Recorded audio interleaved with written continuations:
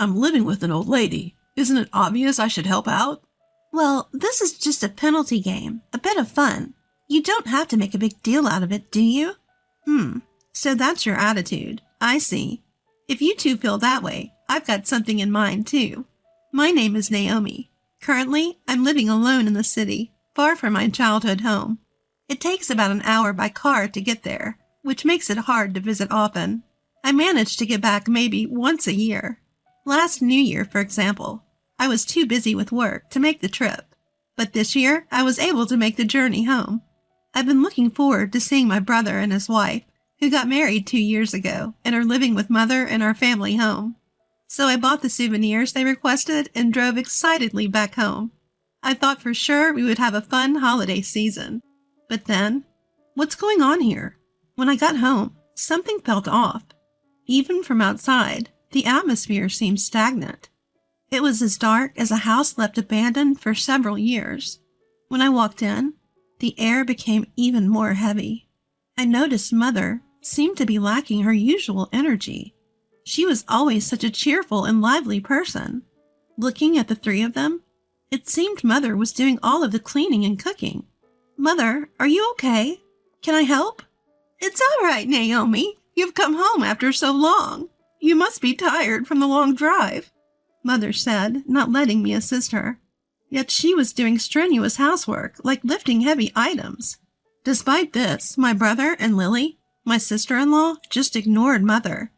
Even when Mom is working right in front of them, they just keep playing their games. They even tell her to bring them tea while she's working. It's total madness. Hey, Mom, are you really okay? Should I talk to my brother for you? There might be things you're having trouble saying.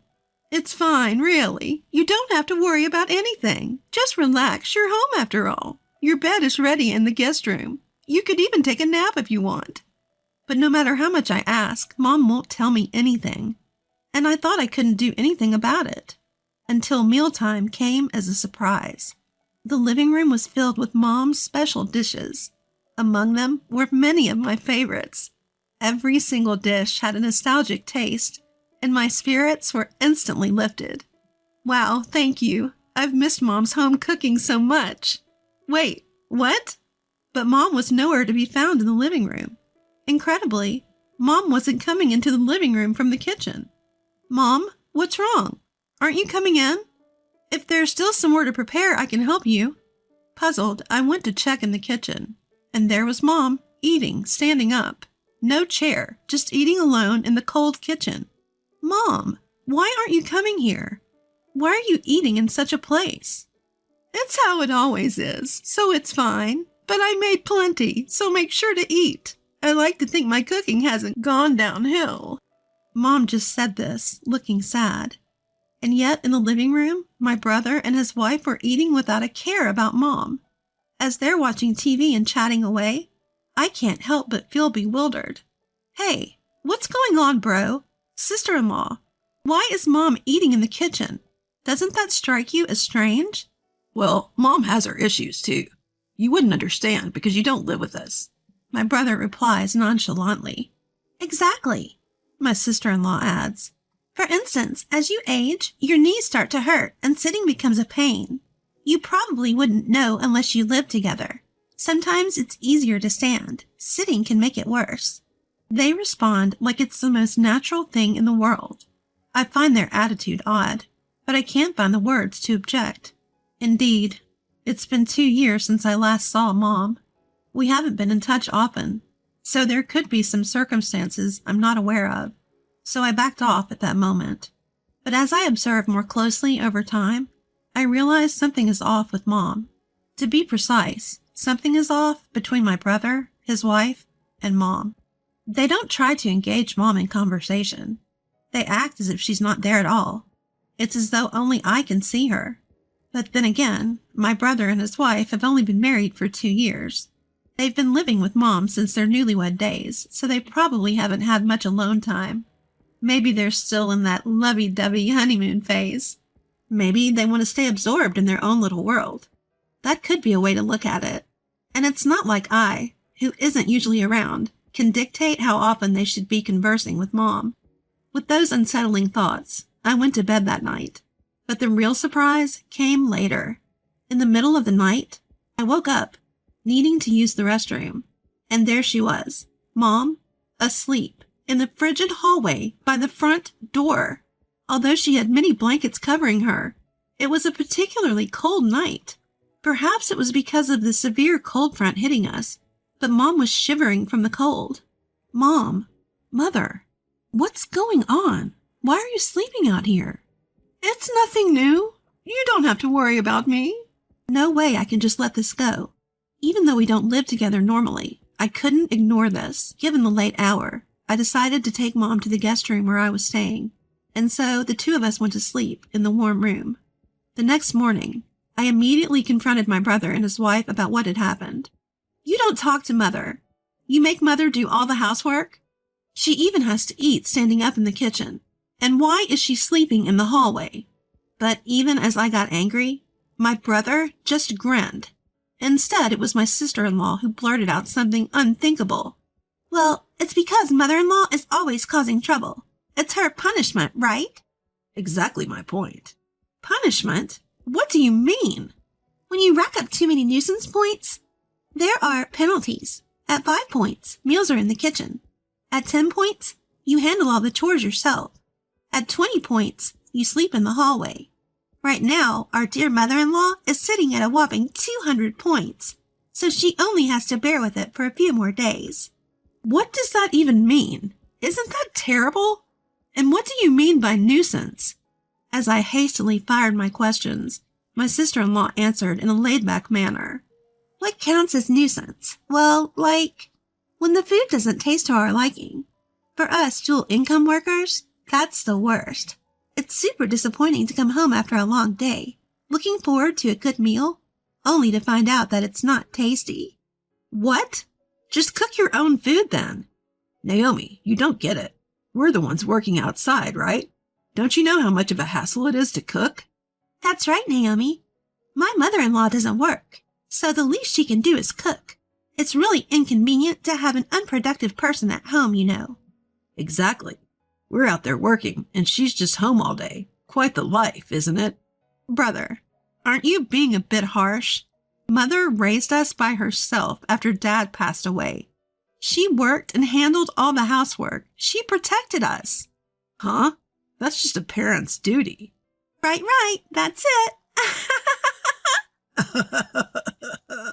My brother and his wife burst into laughter. Seeing them, I realized there was no point in discussing this further. So I said, "Oh, so that's how you see it. Understood. Then I'll fulfill my duty as a daughter as well." With that, I began to pack Mother's belongings without waiting for their response. Mother's possessions were far fewer than when I last saw them 2 years ago. Just seeing that made my heart ache. But I held back my tears, finished packing, and helped Mother, who was apologizing, into my car. My brother and his wife watched us, grinning from ear to ear. Finally, they're taking the nuisance off our hands. Score. This home is ours now, Kevin. Let's enjoy it from here on out. I ignored their jubilation and drove off with Mother, heading to our home. A few days later, after the New Year's celebration had ended, it was back to work. Then a frantic call from my brother arrived. Hey, nothing's arrived. What's going on? Really? After what you did to Mother, do you think things would go on as usual? Brother, do you understand your position? What are you talking about? I didn't do anything wrong to you. True. You did nothing to me. But what about our mother? Think before you speak. With that, I hung up on him. It wasn't long before my sister-in-law called. What the? I just saw your email. What do you mean you're cutting ties with us? Explain yourself. Explanation, you say? Yes, cutting ties? What does that even mean? Cutting ties means stopping business with you. How many years have you been in the workforce that you don't understand that? Are you okay functioning in society? Wait, that's not what I meant. Don't insult me. Why does our company have to be cut off? Are you really asking that? At this rate, you're less of a professional and more of a, are you okay as a human being? You do remember what happened a few days ago, right? And with that, I hung up on her too. Truth be told, I currently work at a major company. My brother freelances for us, taking on occasional writing tasks. Though it feels odd to do this to my own brother, there are plenty of other writers. As for my sister-in-law, she's the daughter of a CEO who subcontracts with our company. My department handles their contract. Honestly, cutting off our business ties was easy. After handling the calls, I took a deep breath to compose myself. Then I sent both of them the same message. You both mistreated Mother. As her daughter, I will fight to protect her. Anyone who is an enemy of Mother is an enemy of mine, and I won't hold back. After all, the two of you met when my sister-in-law visited our company for work, and my brother was just looking for more work from me. Despite such circumstances, you really thought it was okay to be so rude? I hate to say it, but I've been helping both of you out since you met. But that ends today. It seemed they both read the message quickly and replied in haste.